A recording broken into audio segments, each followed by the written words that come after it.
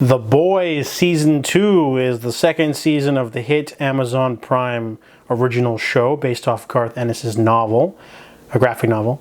I want to iterate that I watched the entire thing in one sitting. I didn't get Amazon Prime and then get it in 2 episode batches, which really upset a lot of people. It would have upset me too because a lot of cliffhangers in there.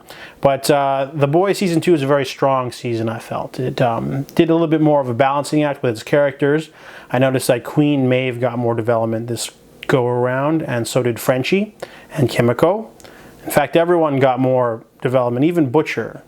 I think the people that got the least amount of development were probably Mother's Milk, Hughie, and even like the Deep had his own little semi-redemption arc, and A-Train got less screen time, but you know, they introduced a new character in Stormfront, which I thought they handled very well in terms of the comics. The comics, Stormfront was just like a thug who they ended up beating up and wasn't much of an interesting thing, but they definitely made it more relevant with the themes, and really good acting from Maya Cash, and really good sort of, not really an antagonist really, because she had her own agenda. She just ended up being, you know, a sort of at odds with them.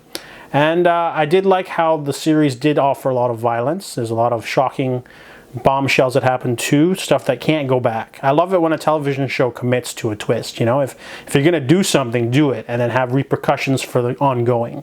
And another thing that I really liked about this season had to be the world building. They definitely set up some more things that they sort of went concrete in the first season, but then they turned it on its head a little bit so that they can lay down some groundwork for future seasons and episodes, I noticed, because in the first season it's revealed that Vought makes superheroes by testing on children really young. That's the best way. But in this season they sort of go backwards a little bit on that, saying that Vought is trying to develop new superheroes who are adults.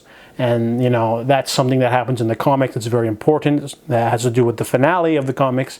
The showrunners have talked about not doing a lot of the story beats from the comics, because the comics are very different. You know, it's very, very different.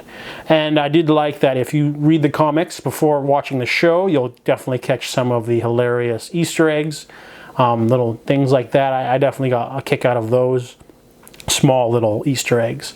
And overall though, The Boys Season 2 is a very enjoyable, especially when you can watch it all in one go versus just, you know, 2 episode bursts.